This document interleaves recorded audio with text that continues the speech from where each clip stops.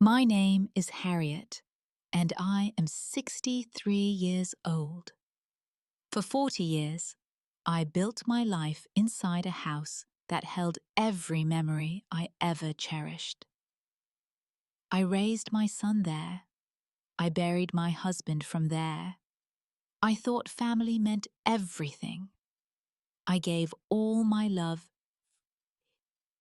without asking for anything in return. Then one evening at a dinner table surrounded by people, I called family. My daughter-in-law looked at me and said words that shattered my heart into pieces. Before I share what happened next, I would love to know where you are watching from today. Drop your location in the comments below. If this story touches your heart, please hit that like button and subscribe to the channel. Trust me, you will want to stay until the very end, because what I did next surprised even myself. Now, let me take you back to where it all began. My husband Walter and I purchased our home in the suburbs of Columbus, Ohio, back in 1985. Our son Derek was just 2 years old at the time, barely walking, still learning to say his first words. The house was nothing fancy when we first saw it. The previous owners had let it fall into disrepair. The roof leaked when it rained. The plumbing made strange noises in the middle of the night. The wooden floors creaked with every step. But Walter saw potential where others saw problems. He was an electrician by trade, and he had hands that could fix almost anything. We spent the first 5 years renovating that house piece by piece. Walter rewired the entire electrical system himself. He replaced the pipes under the kitchen sink. He built new cabinets from oak wood that he found at a salvage yard. I planted rose bushes in the backyard, red ones and pink ones and white ones that bloomed every spring without fail. By the time Derek started kindergarten, that old rundown house had transformed into something beautiful. 4 bedrooms, 2 bathrooms. A spacious living room with a fireplace that Walter built with his own hands. The backyard stretched out wide enough for Derek to run around and play baseball with the neighborhood children. The house was worth more than any dollar amount could measure. Every corner held a memory. The kitchen, where I taught Derek how to crack eggs for Sunday morning pancakes. The living room where Walter and I danced on our 20th wedding anniversary. The backyard where Derek took his first steps on the grass, falling down and getting back up again with that determined look in his eyes. Then 8 years ago, Walter received a diagnosis that changed everything. Pancreatic cancer. The doctors gave him 6 months. He lasted 4. I remember sitting beside his hospital bed during those final weeks, holding his hand, while machines beeped and nurses came and went. He could barely speak by the end, but one afternoon, he gathered enough strength to look me in the eyes. His voice came out as a whisper, but I heard every word clearly. Take care of our boy, Harriet, and never let anyone take that house from you. It belongs to our family. I promised him. I squeezed his hand and told him I would protect what we had built together. 3 days later, he was gone. The years that followed were lonely.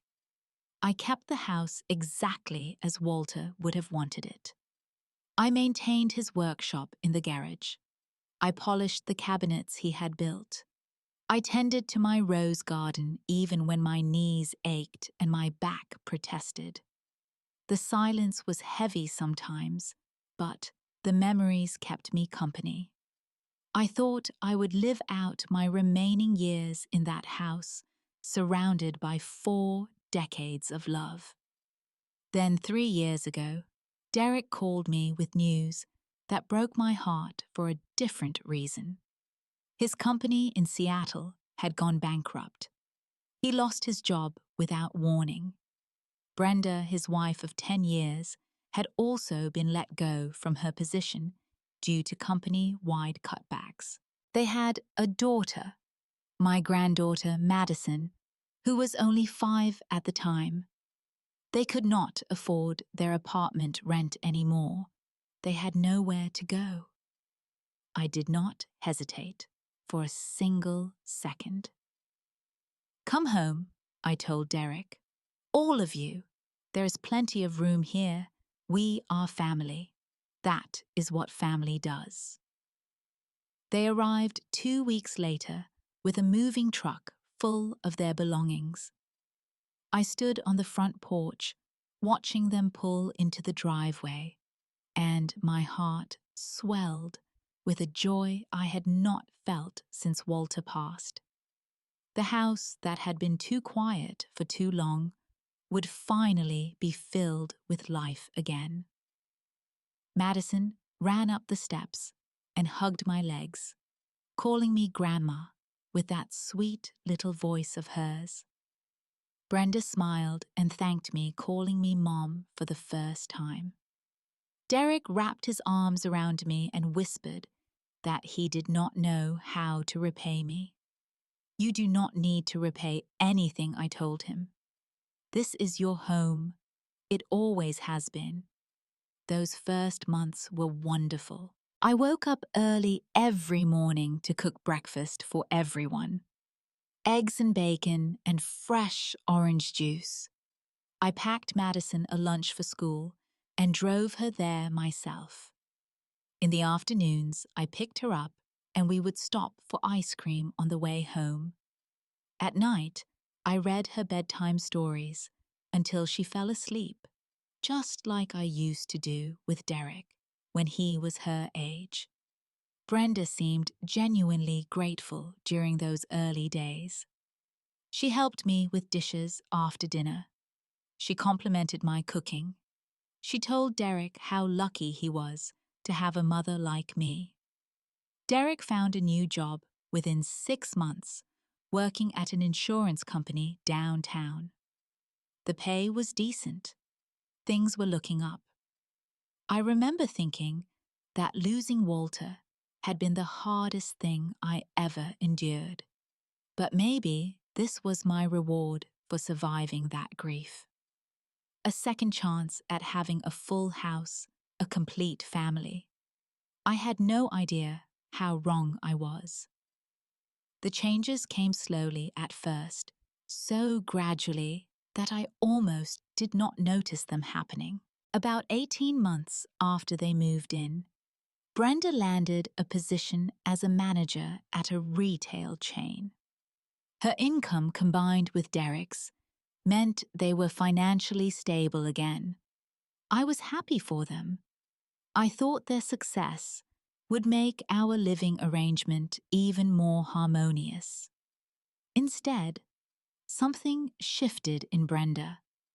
It started with small comments about my cooking.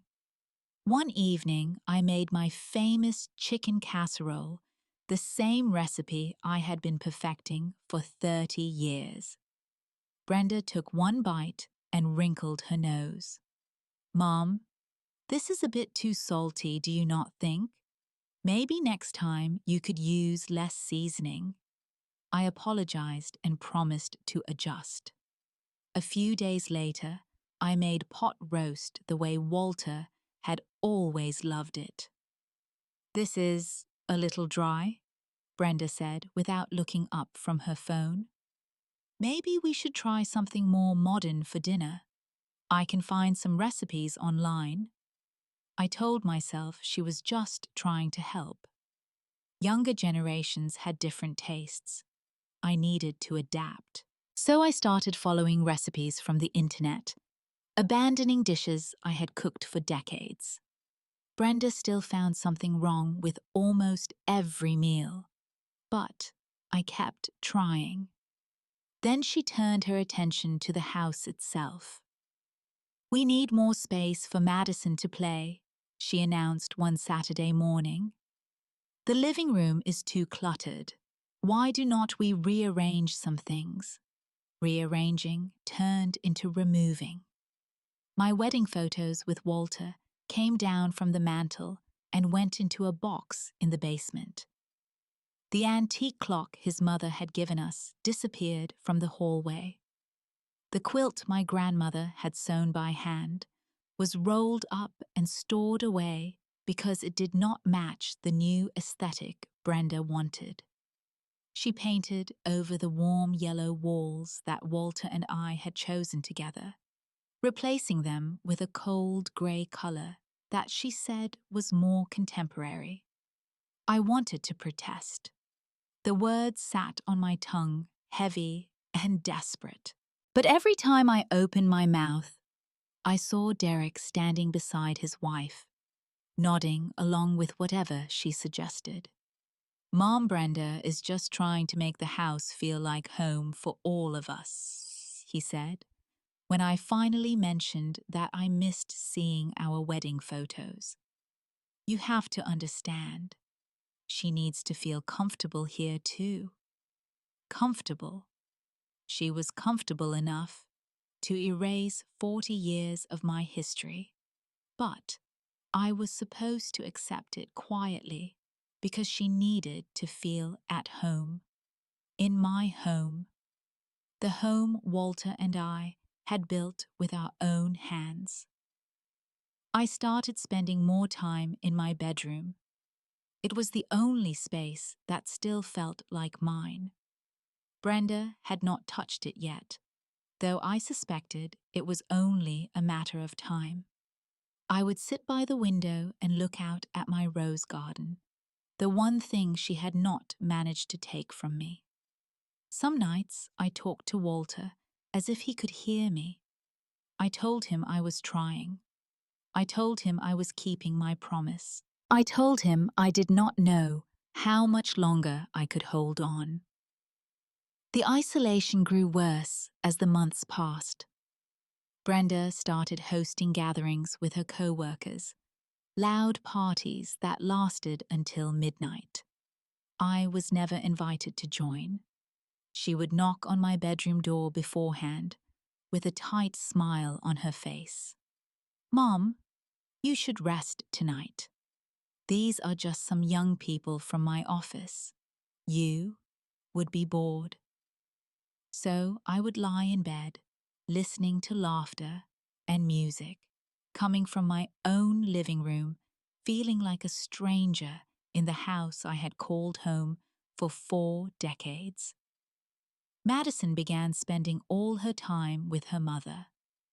Brenda enrolled her in ballet lessons, piano lessons, art classes, activities that kept her busy every afternoon. I no longer drove her to school or picked her up. I no longer read her bedtime stories. When I suggested we spend a Saturday together, just the two of us, Brenda always had an excuse ready. "Madison has practice. Madison needs to study. Madison is tired. Maybe next time, Mom." Next time never came. The financial control started about 2 years into their stay. Brenda approached me one evening with a spreadsheet, printed out on paper numbers and charts covering every inch of the page. "Mom," she said, "I have been looking at our household expenses. If we want to save money, we need to consolidate everything under one account. It will be more efficient. Derek and I can handle all the bills." I should have said no. I should have recognized the trap being laid. But Derek was sitting right there nodding along, and I did not want to cause conflict. I agreed to let them take over the utility payments. Within a month, The electric bill was in Derek's name. Then the water bill. Then the property taxes. I only realized what was happening when I found the paperwork. It was a Thursday afternoon. Derek and Brenda were both at work. Madison was at school. I was looking for a pen in Derek's home office when I noticed an envelope sticking out from under a stack of folders. Something made me pull it out. Call it instinct. Call it Walter watching over me. Inside were documents from a law firm, legal papers about my house. Brenda had hired an attorney to explore options for adding her and Derek's names to the deed. There was correspondence back and forth, discussions about whether I could be convinced to sign over partial ownership. The most recent letter mentioned something called undue influence and how it could be used if persuasion failed. My hands trembled so violently that I dropped the papers. For a long moment, I could not breathe. I had welcomed them into my home. I had given them shelter when they had nowhere else to go. And in return, they were plotting to take everything Walter and I had worked for. I gathered the documents carefully, making sure to return them exactly as I found them. They could not know that I knew. Not yet. I needed time to think. But even as I processed that betrayal, the daily indignities continued to pile up. Brenda started complaining openly about my medical expenses. I had arthritis in my hands and knees, a condition that required monthly medication, costing about $200. It was my money from my retirement savings, but Brenda acted as if every pill I swallowed was food taken from her mouth. "Do you know how much we spend on her medications every month?" she asked Derek one night at dinner, not even bothering to lower her voice. Derek said nothing. He just kept eating, avoiding my eyes. Brenda suggested I switch to cheaper, generic alternatives. I did not want to argue, so I agreed. The new pills did not work as well. My joints ached constantly. Some mornings I could barely close my fingers around a coffee cup. But I suffered in silence because complaining would only give Brenda more ammunition. Then came the kitchen renovation. Brenda announced one Sunday that the kitchen was outdated and needed to be completely redone. She had already contacted contractors. She had already chosen new cabinets and countertops. She did not ask for my opinion or my permission. I stood in the doorway watching workers tear out the oak cabinets that Walter had built with his own hands. The wood that he had sanded and stained and mounted piece by piece. I watched them throw those beautiful cabinets into a dumpster like garbage, and something inside me cracked. Mom, Derek said, putting a hand on my shoulder. The kitchen was outdated. Brenda knows what she is doing. It will look much better when it is finished. I did not trust myself to speak. I just walked away. That night, lying alone in my room, I made a decision. I could not continue living like this. I needed to protect myself and what remained of my dignity.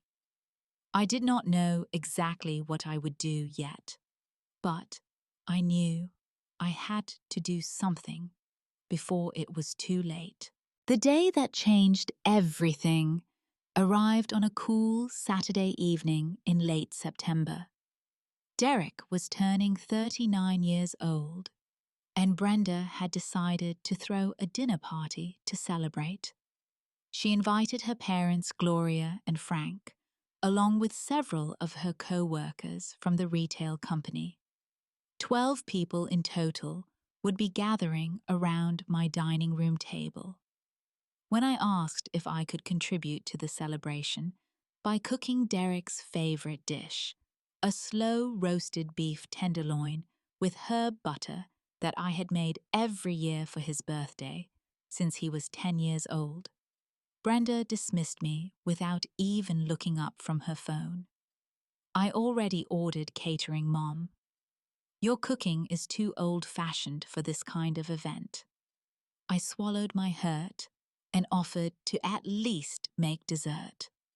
She agreed with a wave of her hand, probably just to make me stop talking. So I spent all Saturday afternoon baking an apple pie from scratch, using my mother's recipe that had been passed down through 3 generations. The crust was golden and flaky. The filling was perfectly spiced with cinnamon and nutmeg. I was proud of what I had created. The guests arrived around 6 in the evening. Gloria and Frank came first, arms full of wrapped presents and bottles of wine. They greeted Brenda with hugs and kisses, but barely acknowledged me beyond a polite nod. The co-workers came next, young men and women in expensive clothes who spoke loudly about promotions and bonuses. Derek smiled and shook hands and accepted congratulations, like he was the host of the party. When we sat down to eat, I found myself placed at the far end of the table, separated from everyone by several empty chairs. Brenda had arranged the seating so that I was essentially isolated from the rest of the group. She and her mother sat at the center, laughing and gossiping, as if they were the only people in the room. Frank noticed the house at some point and commented on it. "This is a beautiful property," he said, looking around at the crown molding and the bay windows. "How long have you all lived here?" Brenda answered, before I could open my mouth. "We have been living here for 3 years now. It is a great neighborhood. The schools are excellent for Madison. No mention of me. No acknowledgement that this was my house, the house I had lived in for 4 decades, the house where I had raised the man whose birthday we were supposedly celebrating. I was invisible. The meal progressed. Conversations flowed around me without including me. At one point, I tried to join a discussion about gardening, mentioning my rose bushes, but Brenda quickly changed the subject. I stopped trying after that. When the main course was finished, I went to the kitchen to get my apple pie. My hands were shaking slightly as I carried it back to the dining room, but I was determined to contribute something to this celebration. Derek was my son. This was his birthday. I had been making this pie for him for almost 30 years. I set the pie down in front of Derek with a smile. "Happy birthday, sweetheart. I made your favorite." Derek looked at the pie and smiled back at me, a genuine smile that reminded me of the little boy he used to be. "Thanks, Mom. This looks great." For one brief moment, everything felt okay. Then Gloria started asking about household expenses, property taxes in this area, utility costs, insurance premiums. Brenda jumped at the opportunity to complain. "You would not believe how expensive everything is these days. Groceries alone are ridiculous. And do not even get me started on other costs." Gloria nodded sympathetically. "What other costs?" Brenda glanced in my direction. "Her medication. You have no idea how much her prescriptions cost us every single month." The table went quiet. I could feel everyone's eyes shifting toward me then, quickly away. "Can she not get Medicare?" Gloria asked. Brenda laughed. It was not a pleasant sound. "This old hag only adds to our medical bills. We are basically supporting her at this point." The words hung in the air like poison. This old hag, said in front of 12 people, in my own house, at a dinner table that Walter had built with his own hands. I looked at Derek, my son, the baby I had carried for 9 months and raised for 39 years. He was staring at his plate fork, frozen midway to his mouth. He did not say a word. He did not defend me. He did not tell his wife that she had crossed a line. He just sat there in silence while his mother was humiliated in front of strangers. I pushed back my chair. My legs felt unsteady beneath me. "Excuse me," I managed to say. "I need some air." I walked out to the backyard before anyone could see, the tears forming in my eyes. The cool night air hit my face as I sank down onto the wooden bench that Walter had built for our 25th anniversary. The stars were out, thousands of them, scattered across the dark sky. I used to sit here with Walter after Derek went to bed, talking about our dreams and our fears and our hopes for the future. "Never let anyone take this house from you," Walter had said. But they were not just taking the house. They were taking my dignity, my place in my own family, my identity as a mother and a grandmother. They were reducing me to nothing more than a burden, an old hag who only added to their expenses. I sat there for a long time, letting the tears fall freely. When they finally dried, something had changed inside me. The grief was still there, but alongside it was something new. Clarity, determination, resolve. I was done being a victim in my own home. When the party ended and the guests left, I returned to my room without speaking to anyone. I did not sleep that night. Instead, I sat at the small desk by my window and began writing a list. People to call, steps to take, a plan that would change everything. By morning, I knew exactly what I needed to do. The following Monday, I called Leonard Hayes, the family attorney who had helped Walter and me draft our wills and estate documents decades ago. His secretary remembered me and scheduled an appointment for Wednesday afternoon. I drove to his office without telling Derek or Brenda where I was going. Leonard was older now, his hair completely white, but his mind was still sharp. I told him everything. The insults, the attempts to remove my belongings, the documents I had found about adding names to my deed. He listened carefully, then spent an hour reviewing all the paperwork related to my house. When he finished, he removed his reading glasses and looked at me directly. "Harriet, your house is entirely in your name. You are the sole owner. Nobody can take it from you without your signature, and based on what you have told me, there are no valid grounds for anyone to claim ownership." He paused. "But I am concerned about what you found in that envelope. They were clearly exploring legal options to pressure you into signing over your property." "What can I do?" I asked. He leaned back in his chair. "You have every right to sell this house if you want to. It is yours to do with as you please. The idea had been forming in my mind since that terrible dinner, but hearing it spoken aloud made it suddenly real.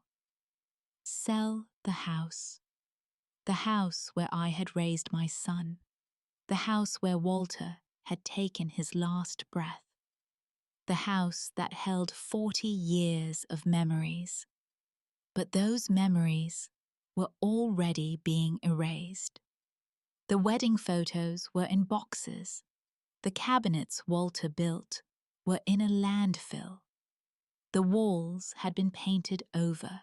The woman who had called me an old hag was sleeping in the bedroom next to mine, probably dreaming about the day she would finally push me out entirely.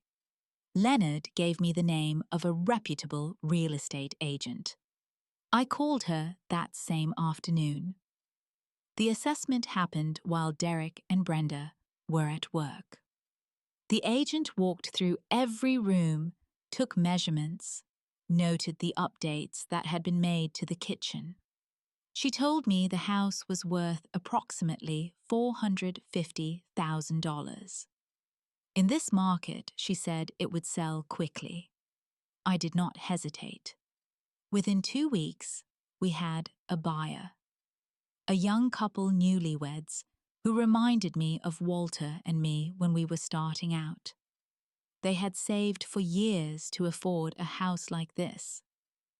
When I met them, the wife told me she could not wait to plant flowers in the backyard. I smiled and thought about my rose bushes that Brenda had complained about for years, saying they attracted too many bees. The closing happened on a Thursday.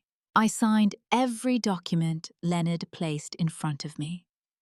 When it was finished, a check for $450,000 was deposited into my personal account. The house that had been my home for 4 decades now belonged to someone else. I had 3 days before the new owners would take possession.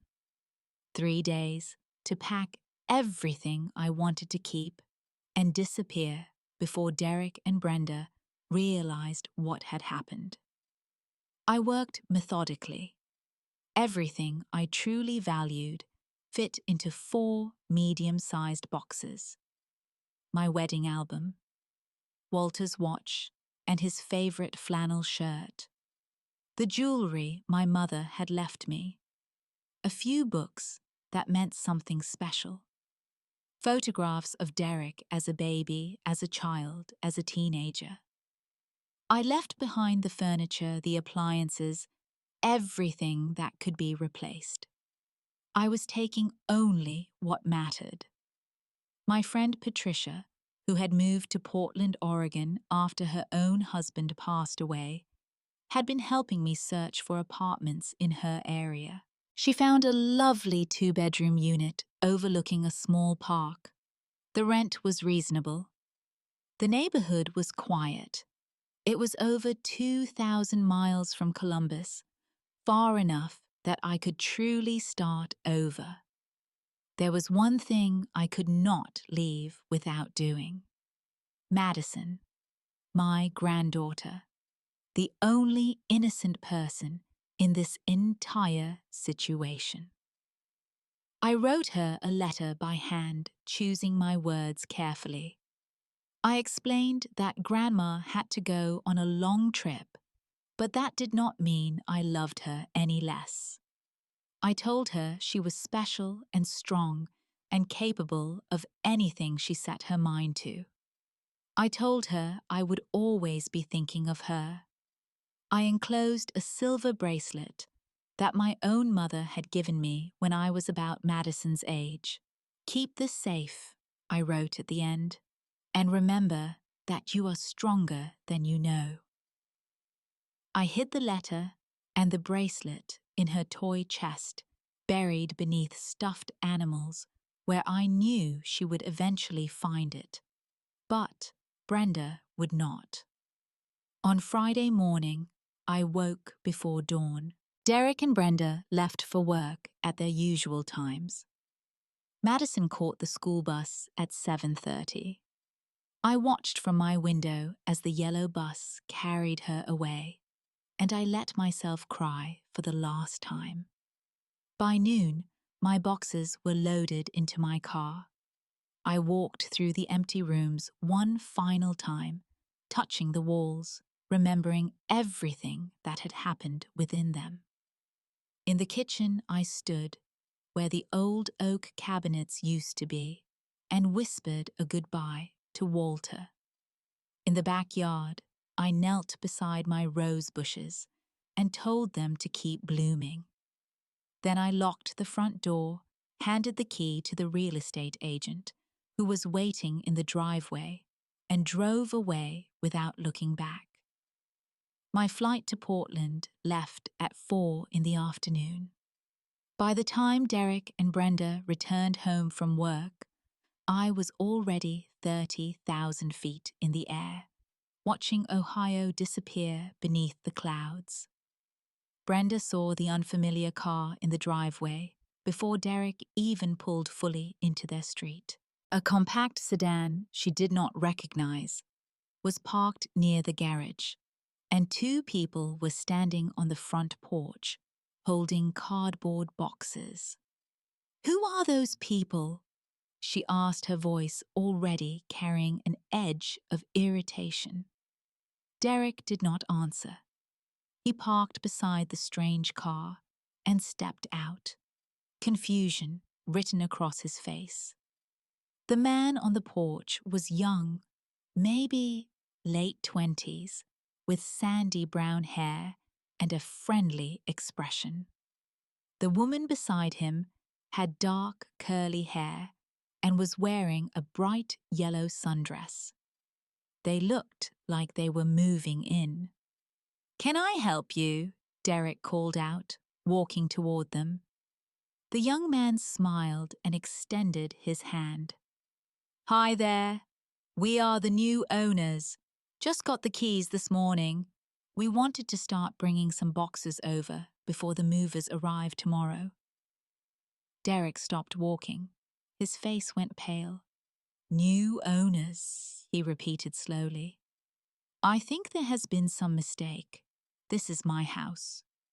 The woman tilted her head. "Your house?" "No, we just purchased this property. The closing was Thursday." She reached into her purse and pulled out a folder.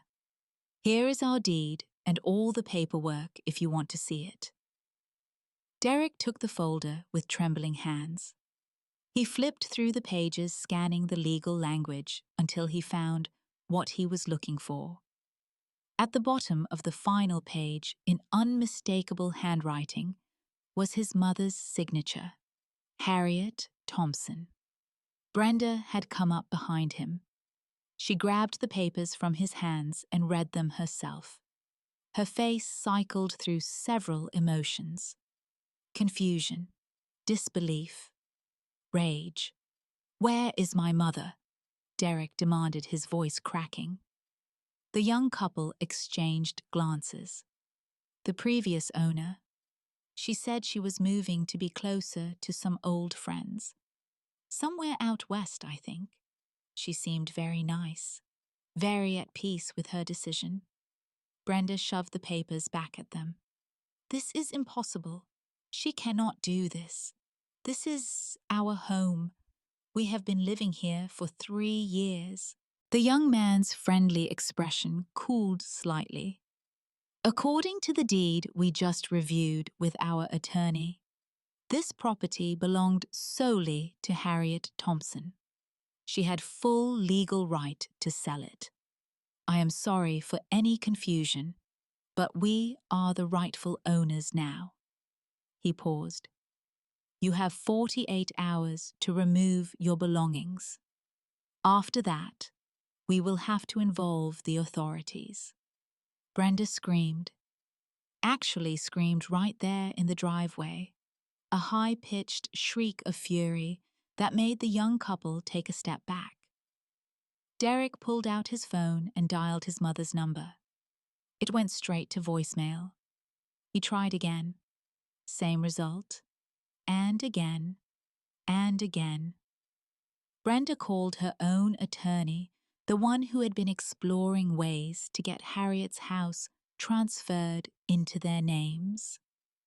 The conversation was brief and brutal. She was the sole owner, the attorney said. There is no legal recourse here. She had every right to sell. There has to be something we can do. She is elderly. Maybe she was not mentally competent. Did she show signs of dementia? Confusion? Inability to manage her affairs? Brenda hesitated. No. Then there is nothing. I am sorry. Brenda ended the call and turned on Derek. This is your fault. Your mother, your family. You should have made her sign those papers when you had the chance. Derek did not defend himself. He just stood there, the weight of what had happened slowly crushing him. That night, Brenda called her mother. Gloria listened to the entire story, then sighed. Brenda, honey, you pushed her too far. I tried to tell you. That comment at the dinner party, in front of everyone. What did you expect? I expected her to know her place. She was living in our house. It was never your house, Brenda. That is exactly the problem. It was always hers. For the first time in their marriage, Brenda had no response. Derek tried calling Patricia, the only one of his mother's friends whose number he had. Patricia answered on the third ring. Where is she? Derek asked immediately. Please, I need to talk to her. I need to apologize. The line was silent for a moment. Then Patricia's voice came through cold and measured. Harriet asked me not to tell you where she is. She needs time. Please, she is my mother. I love her. You had 3 years to show that love, Derek.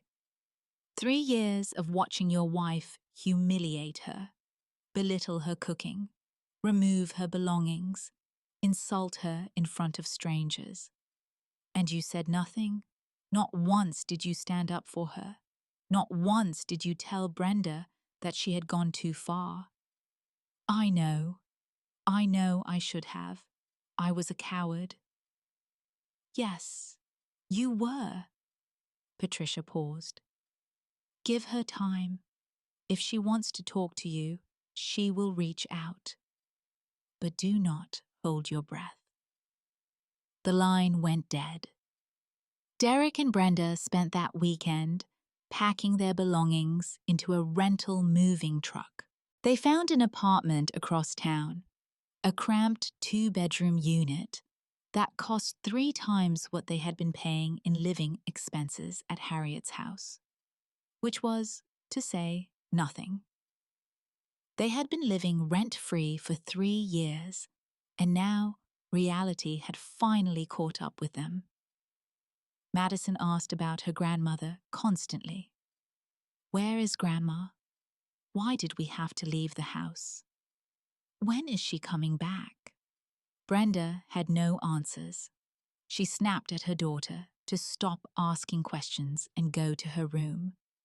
Derek tried to explain that Grandma had gone on a trip, but even he knew how hollow it sounded. A week later, Madison found the letter and the bracelet hidden in her toy chest. She read her grandmother's words in private, tears streaming down her face, then clasped the silver bracelet around her wrist. She did not tell her parents. It was her secret, her connection to the grandmother who loved her. The months that followed were not kind to Derek and Brenda. The financial strain of actually paying for housing exposed cracks in their marriage that, living rent-free, had allowed them to ignore. They fought constantly about money, about the house, about whose fault this whole situation was. Brenda became bitter and short-tempered. Derek withdrew into himself, haunted by guilt. They had wanted Harriet's house. In the end, they lost not just the house, but something far more valuable. They lost her. Portland welcomed me like an old friend I had not seen in years. Patricia picked me up from the airport with a hug that lasted a full minute, and then she drove me to my new apartment. It was smaller than what I was used to, but it was mine. 2 bedrooms, 1 bathroom, a tiny kitchen, with a window that overlooked a park where children played on swings and families had picnics on sunny afternoons. That first week, I did not do much of anything. I unpacked my boxes. I arranged Walter's photograph on the bookshelf, where I could see it from the couch. I cried more than I expected to grieving, not just the house, but the idea of family that I had held onto for so long. I had believed that family meant unconditional love. I had learned painfully that some conditions could not be overlooked. Patricia checked on me every day. She brought casseroles and cookies and eventually dragged me out of the apartment to join her book club. That was where I met Donna. She was 65 years old, a widow like me, with a story that echoed my own in too many ways. Her son had married a woman who slowly pushed her out of his life. She had not been as brave as I was. She let them take her house. Now she lived in a tiny studio apartment, dependent on Social Security checks that barely covered her rent. "You did the right thing," Donna told me over coffee one afternoon. "I wish I had your courage." Her words stuck with me. Courage. I had never thought of what I did as courageous. Desperate, maybe. Necessary, certainly. But courageous. As the weeks passed, I started to believe it. I joined Donna's yoga class for seniors. My joints hurt less with regular stretching. I started cooking again, making Walter's favorite recipes just because I wanted to, not because anyone was judging me. I planted flowers on my tiny balcony, including a small rose bush that reminded me of my garden back in Ohio. I read books. I watched movies. I took long walks in the park and fed the ducks at the pond. I made friends with my neighbors, a retired school teacher named Barbara and her husband George, who invited me over for Sunday dinners. Slowly, gradually, I started to feel like myself again. Not the diminished version that Brenda had tried to create. The real Harriet. The woman Walter had fallen in love with 50 years ago. 6 months after I left Columbus, my phone rang with Derek's number. I stared at it for a long time before answering. "Mom," he said, and his voice broke on that single syllable. "I am so sorry. I am so sorry for everything." I listened as he told me about the apartment, the fighting with Brenda, the guilt that kept him awake at night. I did not interrupt. I just let him talk until he ran out of words. When he finished, I took a deep breath. "I forgive you, Derek." I said it, and I meant it. I did not want to carry anger in my heart. That would only poison me, not him. But I want you to understand something. I am not coming back. I have built a new life here, a good life, and I will not let anyone take that away from me again. He was quiet for a moment. "I understand." There was one thing I wanted, though. I wanted to see Madison. Derek agreed immediately. We set up video calls every Sunday. The first time I saw my granddaughter's face on the screen, she was wearing the silver bracelet I had left for her. "Grandma," she said, her eyes bright, "I found your letter. I wear the bracelet every day. I never take it off." I cried. Good tears this time. We talked about school and her friends and the books she was reading. I told her stories about her grandfather, about the house he built with his own hands, about the rose garden I used to tend. I told her she could visit me in the summer if her parents allowed it. Her face lit up at the possibility. After that first call, talking to Madison became the highlight of my week. Our relationship, which Brenda had tried so hard to destroy, was actually stronger now than it had ever been before. Distance had given us something proximity never could: honesty, intentionality, the knowledge that every moment we shared was precious because we had to fight for it. A year after I moved to Portland, I sat on my balcony watching the sunset paint the sky in shades of orange and pink. My rosebush was blooming bright red flowers that filled the air with sweetness. I was thinking about Walter, about the life we had built together, about the promise I had made at his bedside. "Never let anyone take this house from you." I had not let them, not really. The house was just wood and brick and concrete. What mattered were the memories, and those lived inside me, safe from anyone who might try to take them. By selling the house, I had actually honored Walter's wish in the truest sense. I had protected what we built. I had refused to let people who did not respect me inherit the fruits of our labor. I learned something important through all of this. Loving someone does not mean accepting mistreatment. Family does not give anyone the right to humiliate you. Walking away is not weakness. Sometimes it is the bravest thing you can do. I have no hatred in my heart for Brenda. I have moved past anger and bitterness. I simply do not make space in my life for people who see me as a burden rather than a blessing. Life is too short for that.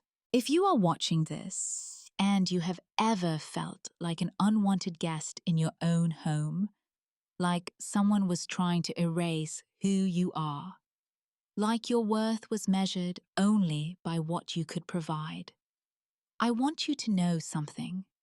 You deserve to be loved, not tolerated. You deserve respect, not resentment. You deserve a place where your presence is welcomed, not endured. Sometimes karma does not need your help. It just needs your patience. And sometimes the best revenge is simply living well. I am living well now. Walter would be proud. And that is enough. Now, I want to hear from you. Have you ever had to stand up for yourself against family members who took you for granted? What did you do? Share your story in the comments below. This community is full of strong people who have survived difficult situations, and your words might help someone else who is going through the same thing. If this story touched your heart, please hit that like button. It helps more people find these videos and share their own experiences. And if you have not already, please subscribe to the channel and turn on notifications so you never miss a story. Share this video with someone who needs to hear this message today. You never know whose life you might change. Thank you for watching. Thank you for listening. And thank you for being part of this community. I wish you peace in your heart, strength in your spirit, and the courage to always know your own worth. Until next time, take care of yourselves.